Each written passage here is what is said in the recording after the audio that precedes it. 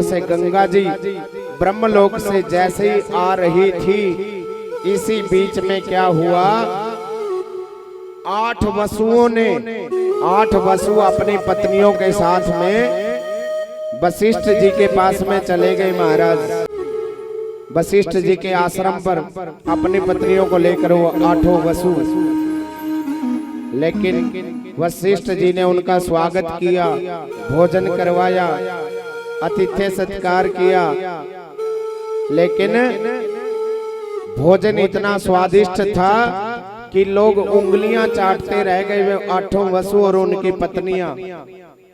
कारण क्या था? जो वशिष्ठ जी के आश्रम में जो गौ माता थी ना, नंदनी गौ, उसी की कृपा थी कि वो जितने भी कोई भी अतिथि आता था, जितना मर्जी भोजन तैयार करवा लो उतने ही भोजन तैयार हो जाता था नंदनी गौ माता की कृपा से। और 56 प्रकार के भोग बन जाते थे नंदनी गौ माता की कृपा से। लेकिन उन्होंने भोजन किया, 8 वसुओं ने और उनकी पत्नियों ने भी भोजन किया। और वशिष्ठ जी उन वसुओं के लिए फल फूल लेने के लिए जंगल में गए। इतनी देर में जो देव नाम के वसु थे ना, देव नाम के, उनकी पत्नी कहने लगी, महाराज ये इतना स्वादिष्ट भोजन कैसे बना और ये कहां से आया है? तो देव नाम के वसु ने कहा कि वशिष्ठ महाराज के आश्रम पर जो ये गौ माता बंधी हुई है ना, ये गौ माता की कृपा से ही 56 प्रकार के भोग बन के आए हैं।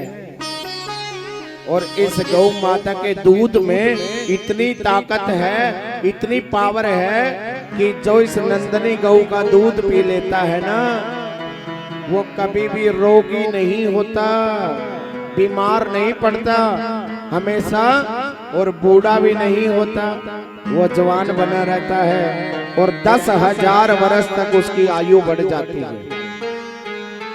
इतनी कृपा है इस नंदनी गौ की।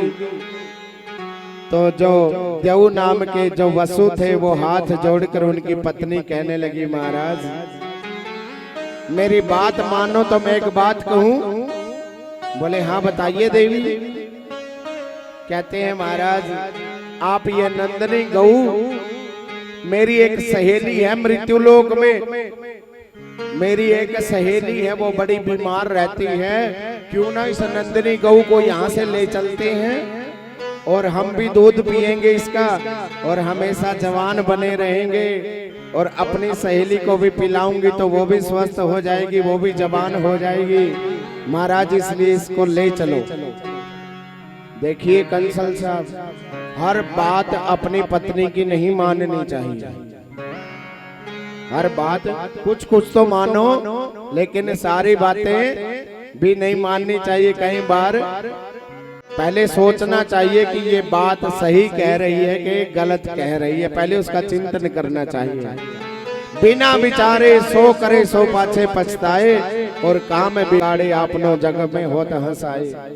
बिना सोचे समझे सारी बातें नहीं माननी चाहिए। पत्नी की भी बात मानो जरूर, पहले ये देखना चाहिए, उसका चिंतन करना चाहिए कि पत्नी बात शास्त्र की कह रही है, धर्म की बात कह रही है या नहीं। पत्नी के प्रेम में इतना भी अंधा नहीं होना चाहिए कि हर बात आंख मीच के जो वो कहे वो ही चलती रहे। तो महाराज तो देव नाम के जो वसु थे, उनकी पत्नी कहती है, महाराज नंदनी गौ को ले चलिए। देव महाराज कहने लगे, रे देवी ये क्या कह रही हो तुम? ये वशिष्ठ जी की गाय है या आश्रम पे रहती है, यहाँ पे भी अतिथि लोग आते रहते हैं, क्या करेगी तू? बोले नहीं नहीं महाराज मेरी इच्छा है, इसको लेके चलो। बोले नहीं नहीं, वशिष्ठ जी क्रोधित हो जाएंगे, गुस्सा हो जाएंगे। बोले नहीं महाराज चाहे कैसे भी करो। बोले वशिष्ठ जी तो ये गौ देंगे नहीं। तो महाराज बोले चोरी करके ले चलो। फिर देखो पत्नियां चोरी भी करवा देती हैं, तो चोरी करके लेके चलो महाराज, पर कैसे भी करो मुझे ये गौ चाहिए बस। तो देव नाम के उन वसुओं ने 8 वसुओं ने गौ माता को चोरी कर लिया और वशिष्ठ जी के आश्रम से वो गौ माता चोरी करके जैसे ही ले चलने लगे, बीच रास्ते में इतनी देर में आश्रम में वशिष्ठ जी पहुंच गए फल फूल लेकर। वशिष्ठ जी ने देखा कि आश्रम में गौ माता तो है ही नहीं। तो महाराज वशिष्ठ जी ने इधर उधर देखा कि कहीं गई होगी, लेकिन पूछा किसी से कि गौ देखी है क्या? बोले नहीं महाराज, किसी ने नहीं देखी।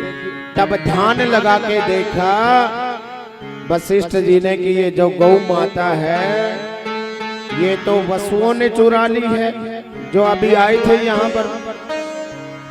तो वशिष्ठ जी पहुंच गए जहां से वो गौ ले जा रहे थे, बीच रास्ते में वहीं प्रकट हो गए वशिष्ठ जी। बोल रहे मूर्खों, तुम चोरों की तरह मनुष्यों की भांति ये कार्य कर रहे हो? देवता लोग होकर भी तुम्हें जरा भी शर्म नहीं आई? जिसके घर में तुम मेहमान बन के गए थे उन्हीं के घर में से चुरा के ले आए। बताओ, तुम्हें स्वर्ग में रहने का कोई अधिकार नहीं है। जाओ, मैं तुझे श्राप देता हूं तुम्हें सभी 8 वसुओं को कि तुम मृत्यु लोक में चले जाओ और जाके मनुष्य योनि में तुम्हारा जन्म होगा। बोलिए सच्चे दरबार की जय। जब जो 7 वसु थे वो हाथ जोड़कर प्रार्थना करने लगे महाराज। 8 वसुओं को श्राप मिल जाता है महाराज कि जाओ तुम्हें मनुष्य योनि में पड़ना पड़ेगा। लेकिन वो हाथ जोड़कर कहने लगे महाराज हमारी क्या गलती है? कंसल साहब वो कहने लगे हमारी गलती क्या है महाराज? अब 8 आदमी हैं, गऊ तो एक ने चुराई है ना, फिर हमारा क्या कसूर है सातों का? तुम साथ में तो थे। लेकिन वशिष्ठ जी कहते कोई बात नहीं, तुम्हारे ऊपर कृपा करता हूं। मनुष्य जन्म में तो तुम्हें जाना पड़ेगा क्योंकि तुम भी पाप के भागी हो साथ में, लेकिन तुम्हें 1-1 वर्ष के लिए पृथ्वी पे जाना पड़ेगा। 1 साल के बाद तुम्हारा मोक्ष होता रहेगा। लेकिन जो ये बड़े वाले हैं ना, देव नाम के वसु जिसने गऊ चुराई है मेरी, इसको बहुत समय तक पृथ्वी पे रहना पड़ेगा। पर ये ना पत्नी सुख मिलेगा इसको और ना ही राज्य सुख मिलेगा इसको, और पल पल ये दुखी भी रहेगा, अनाचार भी रहेगा। इसके देखते सार इसकी आंखों के सामने पाप भी होता रहेगा, पर ये रोक नहीं पाएगा किसी को भी। तो महाराज 8 वसुओं को श्राप दे दिया कि जाओ तुम मनुष्य योनि में चले जाओ। और उधर से गंगा मैया आ रही थी, वो गंगा मैया से हाथ जोड़ करके प्रार्थना करने लगे वो 8 वसु की, हे माँ, हे गंगा मैया हमारे ऊपर कृपा करो माँ। आप ऐसा करो, मृत्यु लोक में एक संतनु नाम के राजा होंगे, उनसे तुम विवाह कर लो जाकर, और हमें 8 वसुओं को तुम जन्म देती रहना, और जो भी बच्चा जन्म लेता रहेगा उसी को जन्म लेते ही गंगा जी में प्रवाहित करते रहना। 1-1 वर्ष तक हमारा श्राप भी पूरा हो जाएगा और मनुष्य जन्म भी हमें मिल जाएगा। बोलिए सच्चे दरबार की जय हो।